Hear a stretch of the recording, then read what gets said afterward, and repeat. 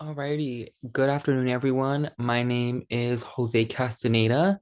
I am a second year student at the University of Laverne. I am majoring in business administration, and today I am going to be presenting and kind of just giving an informative lecture per se on the Chicano rights movement. In my opinion, it is an historical time that I feel that isn't really talked about that much. And I will get into why it's so important to me and why um, I've chosen to take such an interest in this topic. I am Mexican American or Chicano, so this is very personal to me. And yeah, so I really cannot wait to just dive more into it and just explain more about what it is and some of the highlights of this movement. I think it's really interesting, and I think that it's just highlighting just the fight that a lot of my ancestors had to um, do in order for me to be able to stand here and have a good education and so forth. So let me just go ahead and jump on into it. So what is the Chicano movement? So I put right here at the top, AKA El Movimiento. That's in Spanish, the movement. That's what a lot of the activists who were a part of the movement for that time frame will refer to it as. A lot of the activists do have their own lingo for a lot of the things that happened in this event during this time frame. So you will hear that a lot if you do talk to someone who was firsthand a part of it. Now jumping into really like what it was. So it was basically a movement where the activists were advocating for social and political empowerment among Mexican Americans throughout the United States. So before, this movement actually took place, a lot of Mexican Americans, specifically Mexican Americans, or immigrants, or just Mexicans that came from Mexico, or Latin America, and then made their way into the Americas, that they were facing a lot of prejudice and a lot of racism, which I'll kind of dive more into in the next slide. But basically, they were fighting for land grants, right? So making sure that they were able to obtain ownership of land. Farm workers' rights. A lot of them were, in the fields, picking fruit and just especially like in Delano and just they were like really like in the fields, like that is their job. And still to this day, a lot of Mexican Americans are still, up in those fields, picking fruit, but they didn't have rights back then. They were not part of a union. And that was all headed by Cesar Chavez, which I will kind of touch briefly on as well.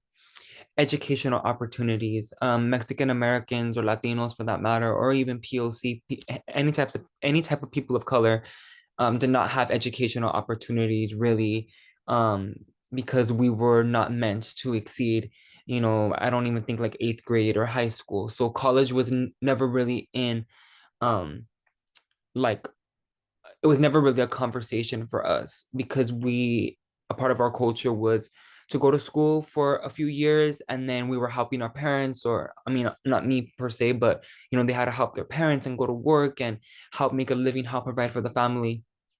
um and then voting and political stereotypes, which was basically that we didn't have any voting rights back then, and a very pivotal movement did happen, which I will touch on as well, that enabled all Mexican Americans, all Latin Americans, to be able to actually vote. So what was the time frame of the Chicano movement? From the 1940s to the 1970s, with prominence in the 1960s. So the 1960s was like the really big like decade that a lot of the change actually like happened, actually like took force. um and we will see that in the timeline that I'm going to show you guys as well. And then just to put into perspective as well, the Chicano movement was very much in conjunction with the Black Power movement that was happening simultaneously, as well. So this was very much a moment in time in the mid 1900s where all people of color were really fighting to be heard, fighting for their rights. Um, and all of us together were in this fight to be able to have basic human rights that we may take for granted today, that weren't really our rights if we were born in that time period. All right, so ongoing racism and the Zoot Suit riots. So elaborating more like on the actual racism that actually did take place and the Zoot Suit riots, which were a big driving force in initiating the actual Chicano movement. So Latinos and all people of color were subject to extreme racism and brutality in the mid 1900s, especially. Um, I like to bring up this exact event. It's called it's the story of the Free Los Tres. It was about three Chicano men or Mexican American men who were involved in a dispute with LAPD officers, and drugs were planted on them, or they were set up because of their activism at the time in the Chicano movement. And um, there was an altercation, and all three of them were charged for attempted murder, even though that they had no part in what they said was a shooting of an officer. And none of them took part in that, and they had to serve a lot of time. A lot of them, I believe, two out of the three did over 20 years. Um, so that's just like one example of the extreme racism that Chicanos, especially Chicano young men, were had to endure in the 1900s. Another prominent example was the Zoot Suit riots. So just to kind of touch on the Zoot Suit riots a little bit, the Zoot style was, high-waisted, tightly cuffed pants, knee-length jackets, long watch chains, wide-brimmed hats with feathers. Like it was very much a style. It was very much an era. There was a cultural appeal, I'm sorry, with a lot of extravagance, jazz music, dance. There was a lot of pride um in that sense of like cultural appeal, like in that like style. Like a lot of people wanted to be that. And that was kind of shown like in the media through Malcolm X or a movie called A Stormy Weather. And basically what happened during the Zoot Suit riots is um it was an act of prejudice and racism aimed again at young Chicano men at the hands of Marines and government officials and LAPD, where young boys all throughout Los Angeles were brutally assaulted, harassed. They were verbally and physically, and I believe as well, sexually assaulted as well. A good example of what actually took place is in a movie called American Me. It's like a mafia movie kind of highlighted specifically on Mexican Americans and just how the whole like Mexican mafia events took place. And the opening scene of that movie is actually like an instance of the Zoot Suit riots. So it was very ugly, and a lot of young Chicano men were the victims of these Zoot Suit riots. And again, it was just pure racism. There was no reason for it at all. It was just pure cruelty. Um, and again, this is all at the hands of, government officials, officers, people who are supposed to be protecting us in our city. Um, so now methods of activism, right? So the Zoot Suit riots and the racism before, this is what triggered the Chicano movement, us wanting to fight for rights. So this is kind of just like a timeline of some of the big events that took place during the time period of the 40s to the 70s, where the Chicano movement was really prominent. So the first kind of big break that we had as Mexican Americans was the Mendes versus Westminster case. And that was aimed to see segregation of young Latinos in schools from white children. So before this, Chicano kids or Chicana kids were separated from white kids, right? Same thing with Black people and white kids. Separated, segregated. That was just the case. So Mendes versus Westminster fought to put all the kids together and just end the segregation altogether. And that was also kind of followed up in the Brown versus Board of Education, where that called for the end of segregation in public schools and equal opportunity for young Latino kids who were in the public school system at the time as well. And then we jump about 10 years later to the Voting Rights Act of 1965. And that is when Latinos were finally granted the right to be able to vote and be involved politically. Because before that, we had no say in who our elected officials were, our president, city council, nothing. We had no say. So after 1965, we did have that right. And also in that same time period as well, was Cesar Chavez, Dolores Huerta, and the farmer strike. This is probably one of the biggest cultural political events for Latinos. Cesar Chavez was a very notable figure in terms of his activism and his work that he did for us. Um, it was basically a multi-year strike that called for the unionization of farm workers, for their rights, for them to um basically be treated like human beings, like workers. They had no rights, they were not paid adequately, their hours were absolutely just baffling, and this strike called for them to have their rights, and it was a long fight. um I mean, they went to very much big extreme. Cesar Chavez went on, I believe, he stopped eating altogether, and they just marched for days on end, throughout Delano and all throughout Northern California. um and his activism was very prominent, and he did make a lot of changes in his lifetime. um then a couple years later, we have the East LA school walkout. This was a citywide walkout of over 15,000 high school kids from surrounding high schools, that being Garfield High School, Lincoln, Roosevelt, some of the biggest high schools in the Los Angeles area. And this was basically a cry for help from Chicano students to have a better chance at graduating with the high school diploma, a better chance at being able to further their education in college, and a better chance to have actual opportunities in the workforce, not just having to work in the fields, or be janitors, or having to clean the stereotypical things that you see us, or that we were doing in the past. We actually wanted a shot at being bosses, at being CEOs, and this was the start of it. This was a cry from help from high school kids.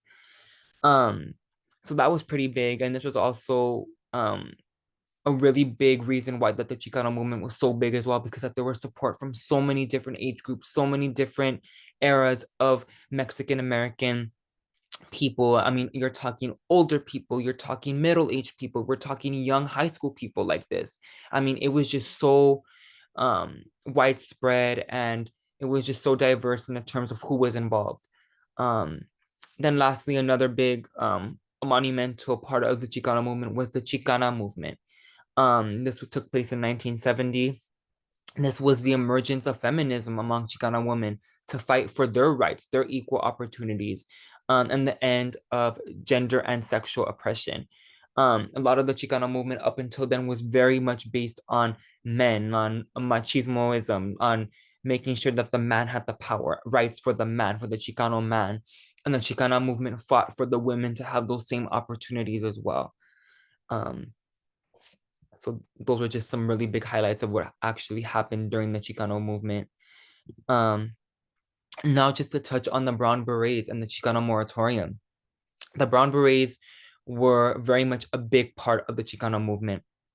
Their motto was to serve, observe, and protect.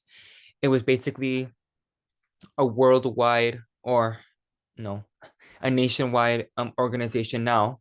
Um, Before it was citywide, that was founded by David Sanchez, and Carlos Montes, and it was modeled after the Black Panther Party. And their job was to be heavily involved in marches, anti-war protests, walkouts. They were the leaders of these things, and you can see like in their uniform as well. They were very united. They were the poster men for warriors of the Chicano movement, men who were really involved in the demonstrations.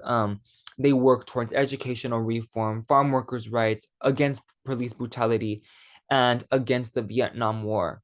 Um, the Chicano moratorium, too, that's what it has in relation to the Vietnam War. It was a nationwide movement aimed towards um, calling out because of the high death rate and the oppression that Mexican Americans were facing in the Vietnam War. So um, the Brown Berets fought to remove Mexican Americans from that, because they were experiencing, again, so much racism, so much brutality when they were at war serving for our country. Um, so they were a very big part. And to this day, at anniversary events, at any type of event, the Brown Berets are very much the most respected. They're kind of like the warriors. They are um what you would kind of think of as like almost like Chicano movement royalty. They fought the hardest and endured the most. So the legacy. Um, Free Los Tres, the three men that I talked about earlier, they did have a play adaptation that I'm sorry, you know what? I think we're jumping around here. I'm sorry, I skipped one. Okay. Effects of the Chicano movement. So, number one was increased police brutality. A big situation that took place during the Chicano movement was the murder of journalist Ruben Salazar at the Silver Dollar Cafe in East LA. He was murdered completely unjustly. There was no reason for it. He was very much an innocent victim who was just at the wrong place at the wrong time. And that continued to fuel the the fire and the cry of help that Chicanos were facing of injustice. Um, More examples of police brutality was the infiltration of LAPD, the FBI. They wanted to access information. They wanted to just be heavily involved, just try to be, for lack of better terms, like very nosy about the situation to destabilize the movement and seize the Chicano movement altogether. This led to many unlawful arrests, harassment, disruption, violence at the hands of law enforcement and government officials. I mean, it was just a very ugly time where many Chicanos were very much harmed physically, mentally. It was just a very ugly time, but they were strong and they prevailed because they wanted justice. They wanted change. Finally, the reform for Mexican Americans. So, what did the Chicano movement produce? What did we benefit from this? The creation of bilingual and bicultural programs, especially in schools. Before, it was only teachers who spoke English, and a lot of the Mexican American kids who spoke predominantly Spanish did not know what they were talking about, and therefore would ditch class, be belligerent. They would be, they wouldn't be focused because they were not understanding what was going on. So by the implementation of bilingual and bicultural programs that helped them be more focused, be more engaged in the classroom, also with that the hiring of Chicano teachers, which um, which forced like greater opportunity again for Mexican Americans who were in high school to learn better, to feel that they had someone to relate to more, someone to respect, a more like cultural connection as well. Also, improved conditions for undocumented workers in the fields. Just altogether, there was improved conditions. They had a union. They're protected. Um, so they got rights out of this as well. After the Chicano movement, we saw more Mexican Americans in political roles as elected officials. They were becoming more involved, not just as activists, but becoming in higher positions and actually continuing the work that other Chicanos did during this time period. They marched so that we can live freely, so that other Mexican Americans like myself could have opportunities. Um, Now we're jumping here to the legacy. So this is just kind of how the Chicano movement has kind of like played out over the years and how it's still a really big um it's it's legendary, and it's just something to this day that is just so heavily respected um and still studied. Um so the Free Los Tres play adaptation, that was the three men that I discussed earlier who were falsely charged of attempted murder. They had a play take place a few years back, and it was just something so powerful that they were able to live to tell their story and to see it play out, especially for further generations. I wasn't even born during that time. So for almost 50 years later, for a generation like myself, um, to be able to watch and see what actually happened and to have a better understanding of what happened. Very powerful. Anniversary events take place every year for the Chicano movement and the moratorium. Myself and my family, we attended the 50-year anniversary in 2020. A beautiful like driving parade, and it was just full of just power. It was so empowering, and I was just so happy to be a part of something like that, because you're in a space with activists who were fighting for their life and for their rights that we take for granted all the way back then. Super powerful. There are Chicano history and movement exhibits all throughout the United States. There was one 2 years ago at the El Pueblo de Los Angeles Museum, um, near the Fashion District in downtown Los Angeles, kind of by Olvera Street and Union Station. And then lastly, The Last Brown Beret, it is a screen adaptation, a movie based on the Brown Berets and their work during the Chicano movement that is set um, um, to be released in 2025.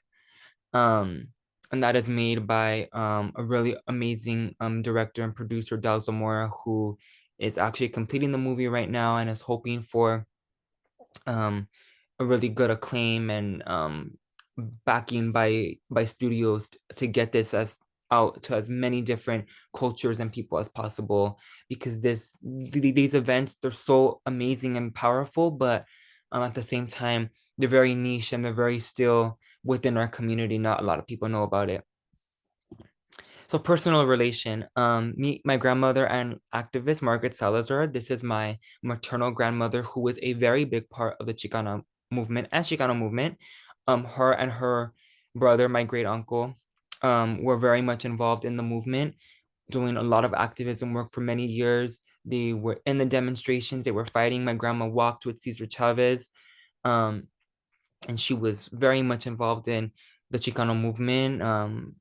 Her best friend, my mom's Nina, was right there next to her. They were arrested. They endured a lot of um, racism, and they went through so much to fight for our rights. So it's so personal to me because um, someone as close to me as my heart as my grandmother was out in the streets of Los Angeles fighting so that her daughter and her future grandkids could walk freely in the streets and have an equal shot at education and be able to be successful. So I'm forever grateful. And she's standing next to the monument of Ruben Salazar. We're actually in East LA at the Silver Dollar Cafe monument where he was killed.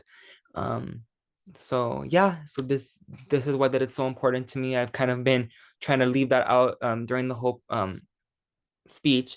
But she was very much a part of it, and a lot of my anecdotes and my research and stuff has been fueled by her because of her knowledge and the fact that she's still alive today to tell us all those stories. So for that, I'm forever grateful. These are all my sources, but that is it. I thank you so much for listening to my presentation. I hope that you were able to learn something from it. And if you want to know more, please, all these websites and articles are so extremely engaging, and they're super interesting. And I was able to grasp more details than my grandma could even remember. So um, if you want to know more, here are all the websites. Again, thank you for your time, and thank you for listening and for your ears, and have a great day.